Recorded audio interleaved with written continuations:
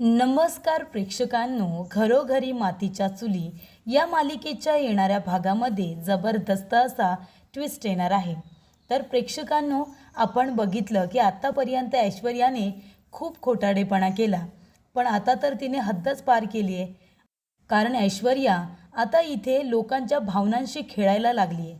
तर लता त्याचबरोबर जानकी दोघीजणी मायलेकी आहेत हे सत्य ऐश्वर्यालाच कळलंय।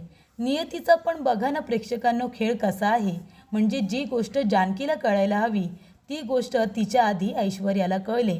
आणि प्रेक्षकांनो, इथे आता ऐश्वर्या लतासमोर साळसूतपणाचा आव आणते आणि तिला सांगते की मीच तुझी मुलगी आहे, तू मला मधुभाऊंच्या आश्रमामध्ये सोडलं होतंस ना। जानकीची कहाणी ऐश्वर्याला माहिती आहे आणि ती तिने लताला सांगितली। आणि आता लताला असं काही तिने इमोशनल ब्लॅकमेल केले की आता जसं ऐश्वर्या म्हणते लता अगदी तसंच करते। तिला असं वाटतं इतक्या वर्षानंतर आपल्याला आपली मुलगी मिळाली, तिला जसं हवं मी आता तसंच वागणार। त्यामुळे आता ऐश्वर्याच्या तालावरती जणू काही लता आता नाचायला लागली आहे असं म्हणायला काही हरकत नाही। त्यामुळे प्रेक्षकांनो, आता ऐश्वर्याच्या कारस्थानाचा इथे लवकरच जानकी पर्दाफाश करणार आहे। तिच्या कारस्थानाचा, तिच्या पापाचा घडा आता भरत आलेला आहे आणि त्यामुळे तो आता पापाचा घडा फुटायची वेळ आली। इथे आता लता ही खूपच जास्त चांगली व्यक्ती आहे हे जानकीला माहिती आहे, पण तरीसुद्धा तिच्या ह्या चांगुलपणाचा कुणीतरी गैरफायदा घेते आणि ती गैरफायदा घेणारी व्यक्ती म्हणजे कोण, ती ऐश्वर्या आहे हे सुद्धा जानकीला कळले। तेव्हा जानकी म्हणते, मला आता सगळ्या गोष्टी सुरळीत कराव्या लागणार आहेत। लताबाई ह्या मनाने वाईट नाही आहेत, त्या चांगल्या आहेत।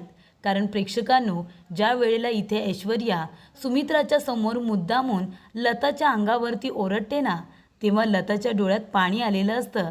तेव्हा जानकीला कळतं की लता ही वाईट व्यक्ती नाही आहे। त्यामुळे आता लताच्या समोर मला ऐश्वर्याचा पर्दाफाश करायला हवा, लताला दाखवून द्यायला हवं की त्या वाईट संगतीमध्ये आहेत। ऐश्वर्याचं ऐकून एखादं घर उद्ध्वस्त करणं ही वाईट प्रवृत्ती आहे। त्याच्यामुळे इथे जानकीने आता ठरवलेलं असतं की लताच्या समोर ऐश्वर्याला एक्सपोज करायचं। तेव्हा प्रेक्षकांनो, येणाऱ्या भागामध्ये इथे आता जानकी लताच्या समोर ऐश्वर्याचा खरा चेहरा आणणार आहे। ऐश्वर्या जे काही आता साळसूतपणाचं नाटक करते ना, जो काही तिने तो खोटा मुखवटा आपल्या चेहऱ्यावरती घातलेला आहे, तो लताच्या समोर ती टराटरा फाडून आता फेकून देणार आहे। आणि त्याचबरोबर प्रेक्षकांनो, इथे आता ऐश्वर्याचं खरं कारस्थान म्हणजे इथे जानकी लतासमोर आता ऐश्वर्याचं एक गुपित आणते। जानकी म्हणत असते की ह्या ऐश्वर्याने स्वतःच्या वडिलांना सोडलं नाही, स्वतःच्या वडिलांना जेलमध्ये पाठवलं। हे सत्य आता जानकीने लताला सांगितल्यानंतर खूप मोठा धमाका होणार आहे प्रेक्षकांनो। आणि तेव्हा इथे लताच्या समोर ऐश्वर्या खरी कशी आहे हे सुद्धा येणार आहे। आणि तेव्हा इथे आता नियतीने कसा खेळ पूर्णपणे पलटलेला असतो तो आपल्याला बघायला मिळणार आहे। प्रेक्षकांनो, येणाऱ्या भागामध्ये इथे आता जानकी कशा पद्धतीने ऐश्वर्याला लताच्या समोर एक्सपोज करते आपण सविस्तरपणे बघूया। प्रेक्षकांना आपण बघितलं इथे आता लताबाई आणि त्याचबरोबर ऋषिकेश यांचे आता सॅम्पल म्हणजे केस, हे सॅम्पल आता DNA टेस्टसाठी जाणार असतात। आणि आता लताबाई तर ऐश्वर्याला आपली मुलगी समजतात। त्यामुळे ऐश्वर्याने तिला सांगितलेलं असतं की आई, आता तुला एक काम करायचं आहे, ऋषिकेशच्या रूममध्ये जायचं आणि हे सॅम्पल आहेत ना तुला तिथे नेऊन ठेवायचे आहेत। हे माझे सॅम्पल आहेत ना, मग आता तुझा आणि माझा DNA मॅच होणार, मी तुझी मुलगी आहे ना, तेव्हा हे सॅम्पल तुला ऋषिकेशच्या ड्रॉवरमध्ये नेऊन ठेवायचे आहेत आणि त्याचे सॅम्पल आहेत ना ते तिथून घेऊन यायचे। तेव्हा लता म्हणत असते की ठीक आहे, हे खरं तर करणं चुकीचंच आहे कारण मी त्याची नाही तुझी आई आहे, पण आता तू जर म्हणतेस ना तर मी माझ्या मुलीसाठी वाटेल ते करायला तयार आहे, ठीक आहे ना बाळा। तेव्हा इथे ऐश्वर्या म्हणते, आई किती वेळा तुला सांगितलं, मला बाळा वगैरे म्हणू नकोस ग। या घरामध्ये जर कुणाला कळलं ना की मी तुझी मुलगी आहे तर आपल्या दोघींनासुद्धा सुखाने जगू देणार नाही, आपल्या दोघींनासुद्धा या घरातून बाहेर काढतील, मग हे चालणार आहे का तुला। तेव्हा पार्वती म्हणते, म्हणजे लता म्हणते की नाही नाही, माझ्या मुलीला कोण या घरातून बाहेर काढणार, तू काय एकटी आहेस का, आता तुझी आई आहे ना तुझ्याबरोबर। तेव्हा इथे सारंग म्हणत असतो की हो सासूबाई, अगदी बरोबर बोललात तुम्ही, पण आता मुलीसाठी एक काम करा, जा बरं दादाच्या रूममध्ये आणि तुम्ही दादाचे सॅम्पल चोरून घेऊन या आणि हे ऐश्वर्याचे सॅम्पल आहेत ना ते तिथे नेऊन ठेवा. आणि खरं तर प्रेक्षकांनो ते सॅम्पल असतात जानकीचे, कारण जानकी हीच लताची मुलगी आहे. त्यानंतर प्रेक्षकांनो लता आता नाटक करण्यामध्ये किती मोठी पारंगत आहे आपल्याला सगळ्यांनाच माहिती आहे. जी व्यक्ती जिवंतच नाही आहे ती म्हणजे पार्वती आई.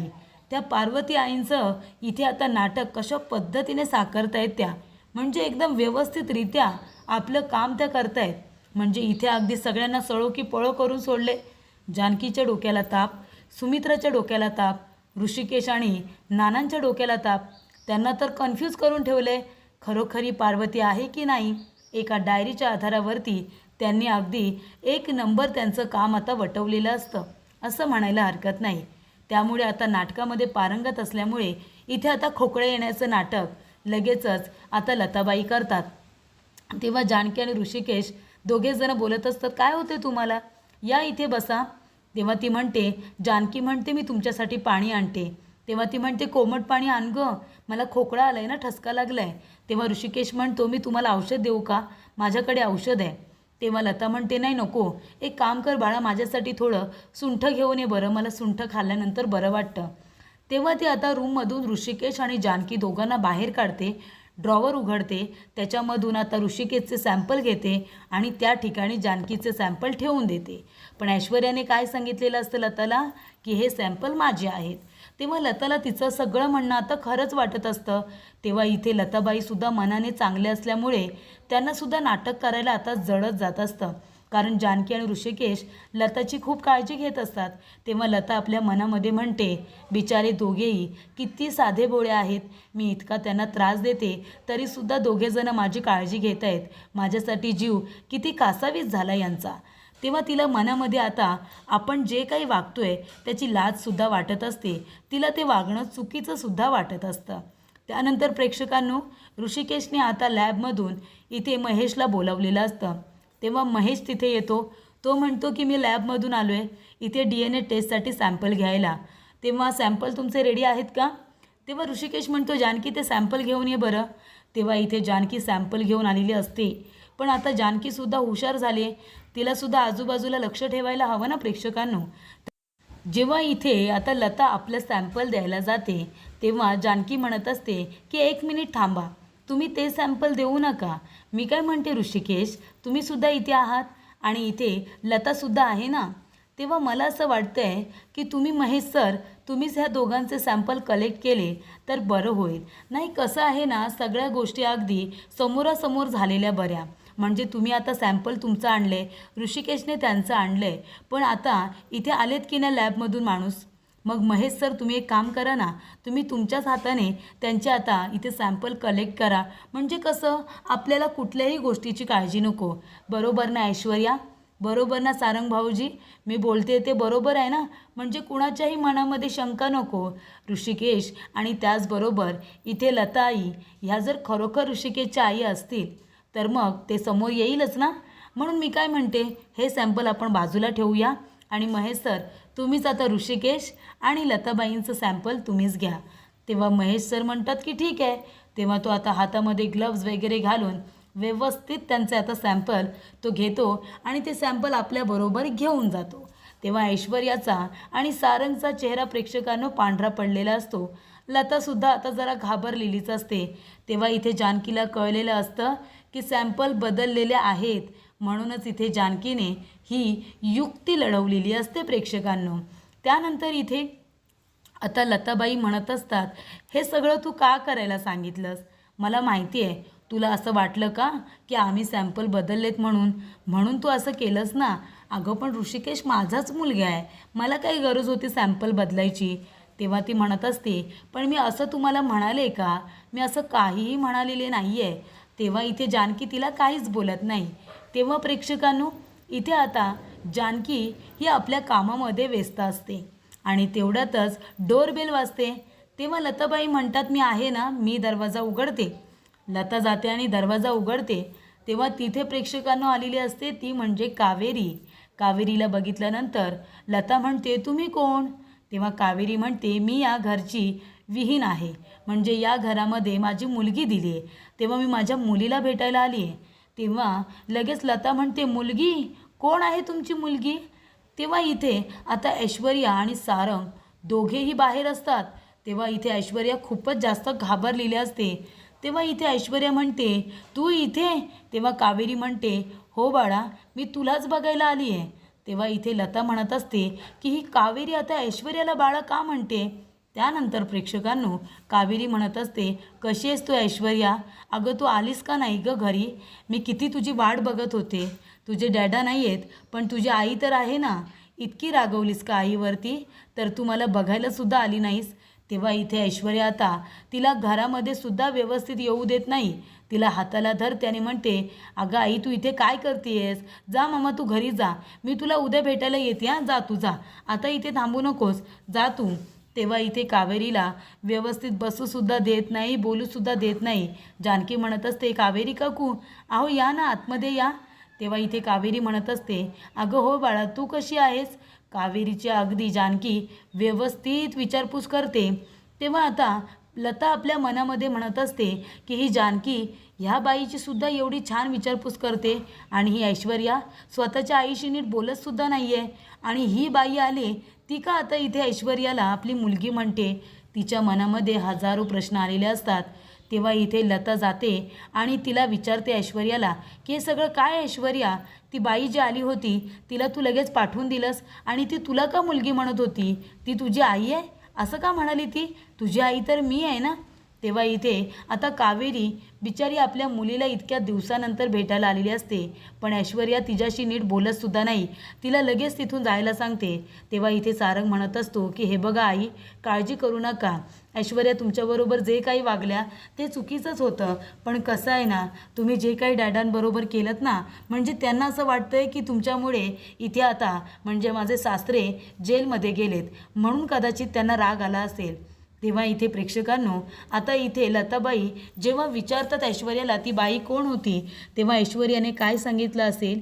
ऐश्वर्या म्हणालेली असते की तिने मला सांभाळलं ना, तू मला मधुभाऊंच्या आश्रमामध्ये सोडलंस, त्यानंतर तिथून मला काही लोकांनी दत्तक घेतलं आणि तेव्हा मी तिला आई असं म्हणते. तिने मला दत्तक घेतलं आहे, ती काय माझी सख्खी आई नाही आहे. तू तर माझी सख्खी आई आहेस ना आई, तू मला जन्म दिला आहेस. तेव्हा इथे लताला वाटतं की हे खरंच आहे, माझ्या मुलीला कुणीतरी दत्तक घेतलं असेल.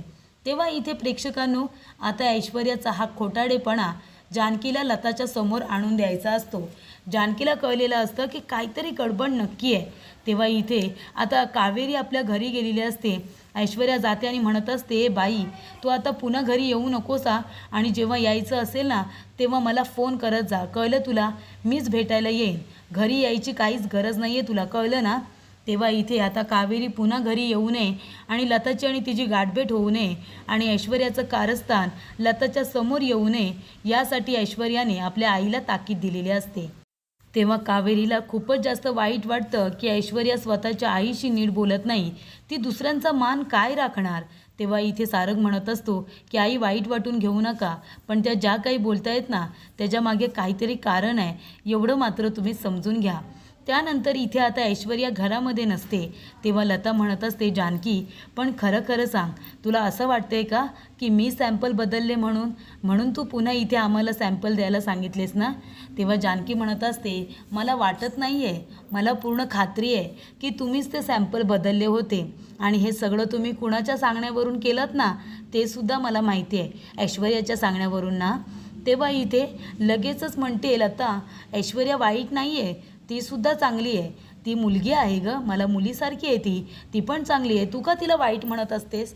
तेव्हा जानकी म्हणत असते की तुम्ही जिला मुलगी म्हणताय ना आणि ती तुम्हाला चांगली वाटते, तिचं सगळं बोलणं तुम्ही ऐकताय, तिच्या सांगण्यावरून तुम्ही या घरामध्ये आलात, माझं भरलेलं गोकुळ, माझं हे आनंदी गोकुळ, माझं भरलेलं कुटुंब, माझं भरलेला संसार तुम्ही जो काही उद्ध्वस्त करायला आला आहेत ना त्याची तुम्हाला कल्पनासुद्धा नाही आहे. अहो मी बिन आई वडिलांची मुलगी, मी अनाथ आश्रमामध्ये लहानाची मोठी झाले. आईने मला, जरी त्या माझ्या सासू आहेत ना, मला नाना आणि आईंनी आई वडिलांचं प्रेम दिलं म्हणून ते माझ्यापेक्षा आणि अगदी सगळ्यांपेक्षा मला माझे सासू सासरे खूप महत्त्वाचे वाटतात. पण तुम्हाला ते कळणार नाही, तुमच्यामुळे त्यांना जो काही त्रास होतोय ना तो मला सहन होत नाही आहे. मला माहिती आहे तुम्ही चांगले व्यक्ती आहात, पण तुम्ही इथे ऐश्वर्याच्या सांगण्यावरून हे सगळं का करताय ना हे मला कळत नाही आहे. मी अगदी मनापासून बोलते तुमच्याशी, कारण तुम्ही मला खरोखर माझ्या आईप्रमाणेच आहात. तेव्हा इथे आता लताला खूप मोठा धक्का बसतो जेव्हा जानकी म्हणते की मी अनाथ आश्रमामध्ये लहानाची मोठी झाले. तेव्हा इथे प्रेक्षकांनो आता लगेचच लता म्हणते, अगं ती ऐश्वर्या पण लहानाची मोठी आश्रमामध्येच झाली आहे ना. तेव्हा जानकी म्हणते, कुणी सांगितलं तुम्हाला? त्या ऐश्वर्याने सांगितलं. बरोबर आहे, ती काही ना काहीतरी खोटं नाटं तुम्हाला सांगणारच. अहो कशावरती विश्वास ठेवायचा कशावरती नाही याचा विचार तुम्ही करायचा ना. अहो ती स्वतःच्या वडिलांची झाली नाही, ती मुलगी इतकी स्वार्थी आहे ना, तिने स्वतःची कातडी वाचवण्यासाठी कारण नसताना आपल्या वडिलांना जेलमध्ये पाठवले. माहिती आहे तुम्हाला, जन्मदात्या वडिलांना जे वडील तिचे डॅडा तिच्यासाठी जीव ओवाळून टाकतात. तिला हवं ते एका शब्दावरती तिला आणून देतात. तिला लाडाकुडात वाढवलं, तिला हवं ते सगळं दिलं. त्या वडिलांना तिने जेलमध्ये पाठवले स्वतःची कातडी वाचवण्यासाठी. त्या ऐश्वर्याचं कौतुक तुम्ही मला सांगू नका. त्या ऐश्वर्याने या घरामध्ये आल्यापासून माझा 10 वर्षाचा हा संसार होता. माझ्यावरती माझ्या आईवडिलांसारखाच माझ्या सासू सासऱ्यांचा जीव होता. पण ती ऐश्वर्या या घरामध्ये आली, तिने माझ्यामध्ये आणि आईंमध्ये दरी निर्माण केली. तिने माझ्या विरोधामध्ये आईंचे कान भरले आणि पहिल्यांदा आईंनी माझ्यावरती हात उगारला. मला घरातून बाहेरसुद्धा काढलं होतं. माझं घर विकायला गेली होती. माझा हा जो काही भरलेला संसार होता ना तो तिने उद्ध्वस्त करून टाकला. माझं घर विकायला काढलं होतं त्या ऐश्वर्याने. माहिती आहे तुम्हाला, हे सगळं तिने तुम्हाला सांगितलं का? कसं सांगणार? तुम्हाला फक्त तिने पैसे दिले असतील आणि सांगितलं असेल की रणदिवे कुटुंब उद्ध्वस्त करायचं आहे म्हणून. त्यासाठी तिने खोटी नाटी काहीतरी तुम्हाला स्टोरीसुद्धा सांगितली असेल. मला माहिती आहे ना, ती मुलगी आपल्या डॅडाची कदर करत नाही, आपल्या आईची कदर करत नाही. ती तुझी आणि माझी करेल असं खरंच तुम्हाला वाटतंय? अहो ती मुलगी आपल्या वडिलांची नाही झाली, ती तुमची काय होणार आहे? ती तुमची गय करणार आहे असं वाटतं तुम्हाला? तुमच्याकडून काम करून झालं ना तिचं की तुमच्यावरती सगळ्याचं खापर फोडेल आणि तुम्हाला जेलमध्ये टाकायलासुद्धा मागे पुढे बघणार नाही ती. बघा, माझे शब्द तुम्ही लक्षात ठेवा. ती या घरामध्ये माझं कुटुंब उद्ध्वस्त करायला आली आणि त्यासाठी तिने तुम्हालासुद्धा या घरामध्ये आणले पार्वती आई म्हणून. तिला माहिती होतं ना की नानांची पहिली बायको म्हणजे ऋषिकेशची आई या पार्वती आई आहेत म्हणूनच तिने तुम्हाला या घरामध्ये आणले. कळते का तुम्हाला? तुमचं काम झालं की ती तुम्हालासुद्धा या घरातून हकलून देईल. पोलिसांच्या ताब्यात द्यायलासुद्धा मागे पुढे बघणार नाही. फक्त तिचा स्वार्थ तुमच्याकडून साध्य होऊ द्या. अहो ती मुलगी आपल्या आईवडिलांचा विचार करत नाही. स्वतः डुबायला लागली ना, नाकातोंडात पाणी गेलं की आपल्या आईवडिलांना पुढे करणारी ती तुम्हाला काय सोडणार आहे? तेव्हा इथे लता म्हणत असते, याचा अर्थ त्या आपल्याकडे काल आल्या होत्या ती ऐश्वर्याची सख्खी आई होती. तेव्हा जानकी म्हणते, हो. तिने काय सांगितलं तुम्हाला? आता आई सावत्र सांगितली की काय तुम्हाला? ती तिची सख्खी आई आहे. तिने तिच्या स्वतःच्या वडिलांना जेलमध्ये टाकले. माहिती आहे तुम्हाला हे? नाही माहिती ना? ती तुम्हाला कधीच सगळ्या गोष्टी खऱ्या सांगणार नाही, हे मी तुम्हाला सांगते. वेळीच तुम्ही आता या सगळ्याला आवर घाला. तेव्हा जानकीने अगदी संधीचा फायदा घेऊन इथे ऐश्वर्या जे काही लतासमोर अगदी साळसूतपणाचा आव आणते, तिच्याबरोबर गोड गोड बोलते, चांगलं वागते. जानकीच्या ते लक्षात आलेलं असतं आणि म्हणूनच ऐश्वर्याचं खरं कारस्थान इथे आता जानकीने लताला सांगितलेलं असतं. आणि इथे ऐश्वर्याचा खोटा जो मुखवटा आहे ना तो आता तिने लताच्या समोर आणलेला असतो. तो मुखवटा टराटरा फाडून तो बाजूला टाकलेला असतो आणि ऐश्वर्या खरी कशी आहे हे तिला सांगितलेलं असतं. तेव्हा इथे जानकी म्हणते, तुम्हाला जर खरं बघायचं असेल ना तर तुम्ही एक काम करा, त्या ऐश्वर्यासमोर माझं कौतुक करा आणि तिला म्हणा की मला हे नाटक करायचं नाही आहे म्हणून. मग ती तुमच्याबरोबर कशी वागते ना ते बघा तुम्ही. तेव्हा इथे लता आता मुद्दामूनच ऐश्वर्यासमोर नाटक करते. ती म्हणते, नाही, मला हे नाटक आता करायचं नाही आहे. ती जानकी आणि ऋषिकेश किती चांगले आहेत, मला नाही त्यांना फसवायचं आहे. तेव्हा इथे ऐश्वर्या आता जोरदार इथे लतावरती रागवते, तिचा अपमान करते, तिला पोलिसांच्या ताब्यात देण्याची धमकी देते आणि तिच्यावरती भयंकर चिडलेली असते. तिचा तिने खूप अपमान केलेला असतो. तेव्हा इथे लताला कळतं की जानकी जे काही बोलत होती ते सगळं खरं होतं. माझ्याकडून काम करून घेण्यासाठी इथे ऐश्वर्या माझा फायदा करून घेते, तर इथे जानकी माझी खरी मुलगी आहे. जानकी मधुभाऊंच्या आश्रमामध्ये लहानाची मोठी झाली हे ऐश्वर्याला माहिती असेल, म्हणूनच तिने त्या संधीचा फायदा घेतला आणि ती माझी मुलगी आहे असं मला सांगितलं. तेव्हा इथे आता लताच्या समोर जानकीने ऐश्वर्याचं खरं रूप आणलेलं असतं आणि ते आता लताने पुन्हा एकदा अनुभवलेलं सुद्धा असतं. तर ऐश्वर्याचं कारस्थान कळल्यानंतर लता जानकीची मदत करणार आहे. येणाऱ्या भागामध्ये जानकी आणि लता एकत्र येत ऐश्वर्याला तिच्या चक्रव्यूहमध्ये अडकवणार आहेत. तेव्हा इथे ऐश्वर्याची खूपच जास्त आता कोंडी होणार आहे. ते बघणं खूपच जास्त रंजकदार होणार आहे. तेव्हा येणारी ट्विस्ट बघण्यासाठी आमच्या चॅनलला नक्की सबस्क्राईब करा. धन्यवाद.